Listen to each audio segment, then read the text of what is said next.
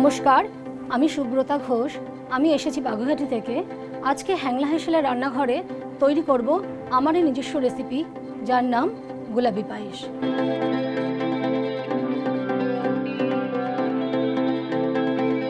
এই গুলাবি পায়েস তৈরি করতে কী কী উপকরণ লাগছে চলুন একবার দেখে নেওয়া যাক।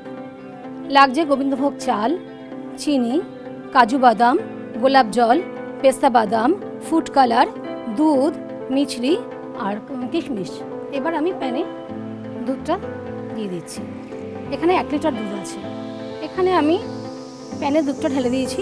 দুধটাকে আমি ফুটিয়ে প্রায় 700 থেকে 750 তৈরি করে নেব। দুধ ঘন হয়ে এসছে। এবার আমি এতে দিচ্ছি গোবিন্দভোগ চাল। এখানে আমি 100 গ্রাম গোবিন্দভোগ চাল নিয়েছি, যেহেতু 1 লিটার দুধ দিয়ে আমি তৈরি করছি।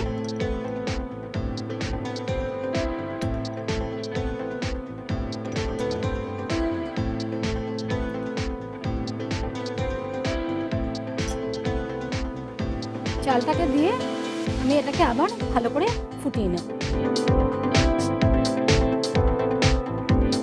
দেখুন চাল সেদ্ধ হয়ে গেছে। এবার আমি এতে দিচ্ছি মিছরি। মিছরি আমি পুরোটাই দিয়ে দিচ্ছি। এখানে 50 গ্রামের মতো মিছরি আছে। চিনিটা দিচ্ছি আমি আমার পরিমাণ মতো। এবার আপনারা আপনাদের পরিমাণ মতো দিয়ে নেবেন। আমি এখানে চিনি মিছরি দুটোই কিন্তু ব্যবহার করছি, কেননা মিছরি দিলে পায়েসের যে একটা পানসে ভাব থাকে সেটা থাকে না, যার জন্য আমি দুটো দিয়েই এখানে পায়েসটা তৈরি করছি। এবার দিচ্ছি আমি কাজু বাদাম। কাজু বাদাম আমি পুরোটাই দিয়ে দেবো। দিচ্ছি কিশমিশ, এটা পুরোটাই দিয়ে দেবো।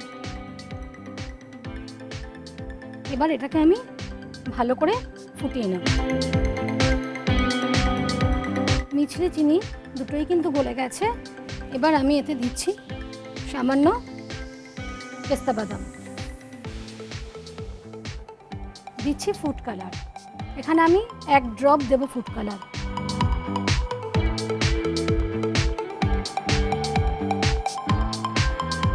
বাড়িতে তো অনেকেই অনেক রকমভাবে পায়েস তৈরি করে থাকেন।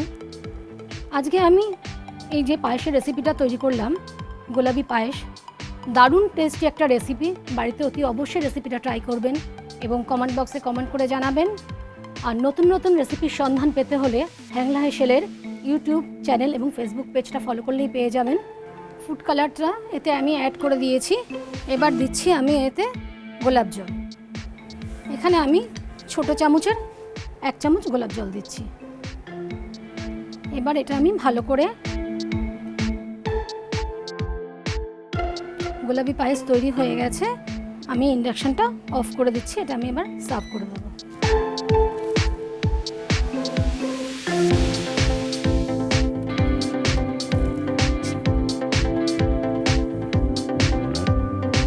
আমি গোলাপি পায়েসটা সার্ভ করে দিলাম। এবার আমি এর উপরে গার্নিশিংয়ে দিচ্ছি পেস্তা বাদাম। এটা কিন্তু কুচনো। গোলাপি পায়েস তৈরি হয়ে গেছে। আপনারা তো বাড়িতে অনেকেই অনেক রকমের পায়েস তৈরি করে থাকেন। আজকে আমি এই পায়েসটা একটু অন্যরকমভাবে তৈরি করে দেখালাম। আশা করি আপনাদের পায়েসের রেসিপিটা ভালো লেগেছে। আপনারা অতি অবশ্যই আমাকে হ্যাংলা হেঁশেলের ইউটিউব চ্যানেল, ফেসবুক পেজে কমেন্ট করবেন, সাবস্ক্রাইব করবেন, লাইক করবেন এবং কেমন লাগলো রেসিপিটা অবশ্যই আমাকে জানাবেন। আজ তাহলে আসি, আবার দেখা হবে অন্য কোনো দিন অন্য কোনো রেসিপির সাথে। নমস্কার।